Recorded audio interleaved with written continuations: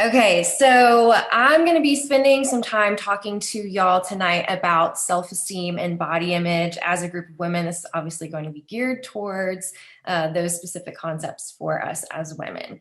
And Caroline already gave a nice intro for me, but so as she said, I'm Hillary Boykin-Smith. I'm a therapist in Atlanta, but the good news is that now with everything being virtual, I am able to see anyone who lives in the state of Georgia. So if you know anyone in Milledgeville who needs a therapist and feels like they are searching for someone who's the right fit and they're not finding that in Milledgeville, then they can actually see me here in Atlanta virtually. So one good thing about COVID. Okay, so a couple different goals as we go through this today. The first is just going to be able to understand the impact that body image makes on our self-esteem, how it contributes to low self-esteem if you have poor body image, and secondly, learning how to develop a healthier body image and thus a healthier self-esteem. So before I really jump in here, I want to go over some vocabulary so that I'm going to be using this throughout the presentation. So the first is diet culture or beauty culture. I'll use those interchangeably. And that is a belief system that focuses on and values weight, shape, and size over well-being. Then there is the beauty myth, which is the idea that beauty, and then even more specifically, that being attractive to men is the key to a woman's happiness. Then we've got self-esteem, which basically is just the general opinion that we carry around our worth as a person. And finally, body image, which is a portion of our self-esteem that is related to appearance. Okay, so when it comes to self-esteem, we all probably know instinctively that things are different for men and women. And there's many components of self-esteem, like your age or your childhood experiences. But for men, the biggest trigger for shame or feeling not good enough tends to be around their job or their salary. Whereas for women, it's around our appearance. So much so that it's estimated that about a third of our overall self-esteem comes from our body image. So we can't really talk about self-esteem in women without having a larger conversation around body image.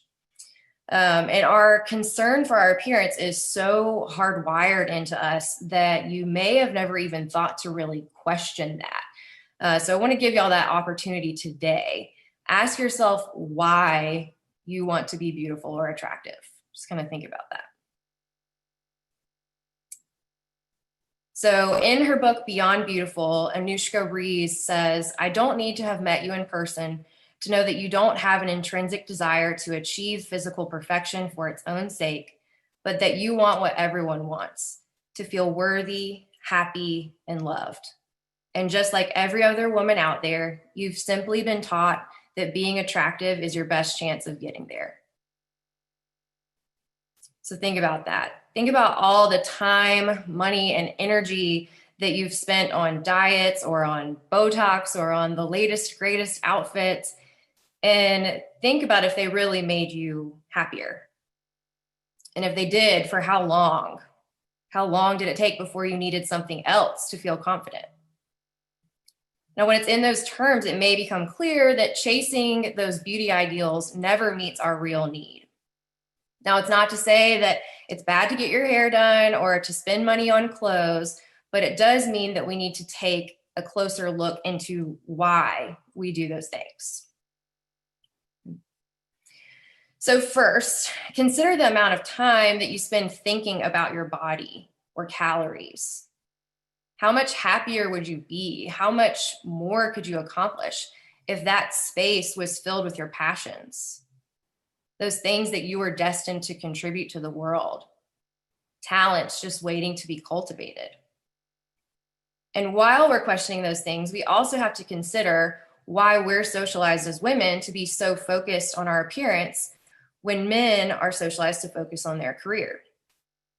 I think Naomi Wolf answers this well in her book, The Beauty Myth, where she states, "A culture fixated on female thinness is not an obsession about female beauty, but an obsession about female obedience. Dieting is the most potent political sedative in women's history. So think about that from your own personal experience. Can you think of opportunities that you've passed up because of low self-esteem? Opportunities to lead, to influence, to be present, or even just to enjoy. Christy Harrison, the author of The Anti-Diet, says, "It's hard to smash the patriarchy with an empty stomach and a head full of body concerns." And that's exactly the point. And that begins to make even more sense when we think about the message of diet culture. Be smaller, take up less space. Now, many of you are probably accomplished, progressive women, and if I told you to take up less space in any other context, you'd probably be furious. So why do we allow the same message when it comes to our bodies? And if a third of our self-esteem comes from body image, and our body image is based on the message of being smaller, is it really possible that that message isn't seeping into other places?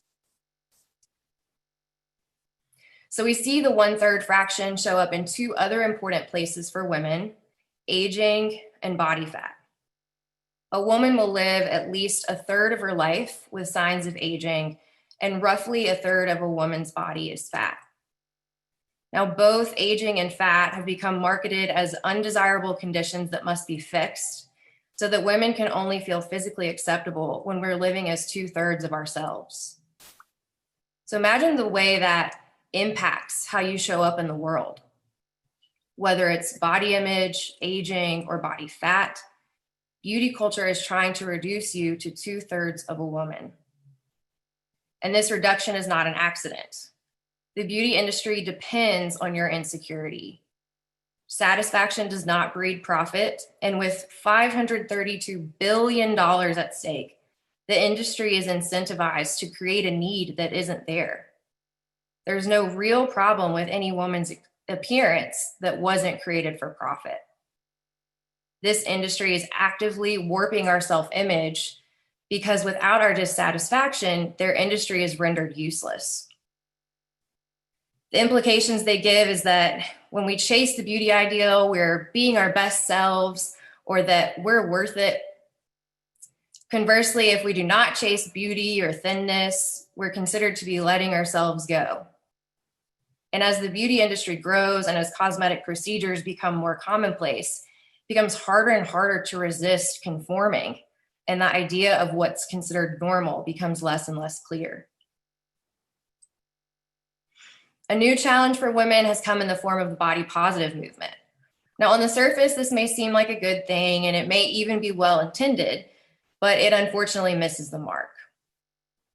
The body positive movement has created progress in giving beauty multiple avenues, but at its core, it still perpetuates the beauty myth that you must consider yourself beautiful in order to be happy.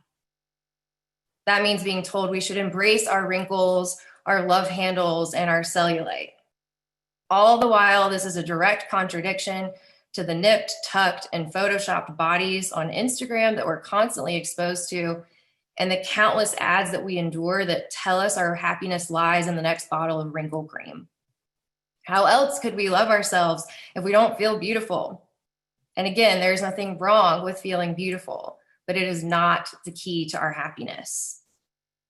Now, we cannot shame women who spend their dollars chasing these beauty ideals. Our culture rewards that chase, and it's understandable that we play the game. And I'm no exception there. But the real issue is not a matter of makeup or no makeup, or Botox or no Botox. The real issue is feeling like we do not have a choice.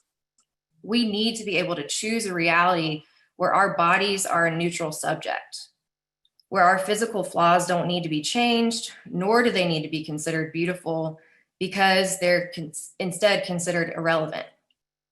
To choose a reality where we can be seen as multifaceted people whose appearance is only a minor and uninteresting detail. And to know that our greatest contribution to this world should not be perfect skin or hair. So again, I say we do not want to be beautiful for its own sake. We want love and connection, We want to leave legacies bigger than our appearance. We want to be a voice, not a body. So how do we go about getting what we want? Like our bodies, the answer is not one size fits all. Diet culture is made up of complicated cultural agendas like whitewashing, heterosexual dominance, and inequality. But there are two keys to this equation that you can begin to use today to make a difference: self-compassion and acceptance.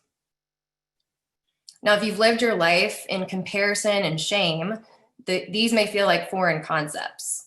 So how do you go about cultivating self-compassion and acceptance? First, start with the understanding of what you really need. The next time you're about to whip out your credit card to buy some trendy detox off Instagram, ask yourself what you were just feeling and needing. We don't need to lose 5 pounds, but we do need to feel loved and accepted. So I want to do a little experiential technique with y'all, if you will join me, to show you how you can practice bringing in acceptance in moments like that. So go ahead and place your dominant hand over your heart and your non-dominant hand on your stomach, and close your eyes and take a big, deep breath. Imagine how you would feel if you felt accepted just as you are. Imagine being seen and known. What would that feel like in your body? Imagine the feeling.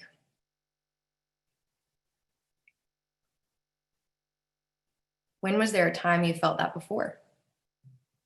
Imagine that moment and what it felt like. Call that feeling into your body.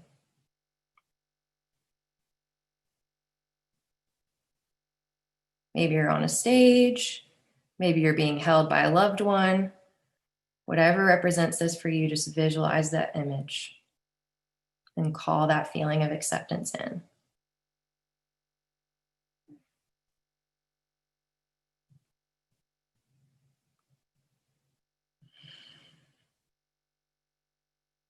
Okay, taking another big deep breath. And as you exhale, you can open your eyes. Okay, so notice how you felt. And we only did this for a minute, but you might want to try doing that for a longer amount of time, because most people find that they feel calmer. They feel like that need might have even been met. So that's a great technique to use in those moments where the beauty myth is really strong and you have an urge to chase beauty in order to get your needs met. Okay, so that's one thing that you can use. Next, you want to practice gratitude and appreciation for your body every day for things that are not appearance-based. So be thinking about, what does your body allow you to do that you're grateful for? So for example, my legs are so strong, or I'm thankful for my arms that allow me to hold my loved ones. I'm grateful for eyes that allow me to see the beauty of the world around me. Or I'm thankful for lungs that breathe without me having to think about it. Now, if you have children, it's of the utmost importance to talk about your body this way in front of them. Children learn by listening and watching, so by criticizing your own body, you're ensuring that they will too. When we say, I look so fat in that picture, or when we evaluate the appearance of the people on our TV screens, we're teaching our children that bodies are to be objectified, that they're open for evaluation and criticism.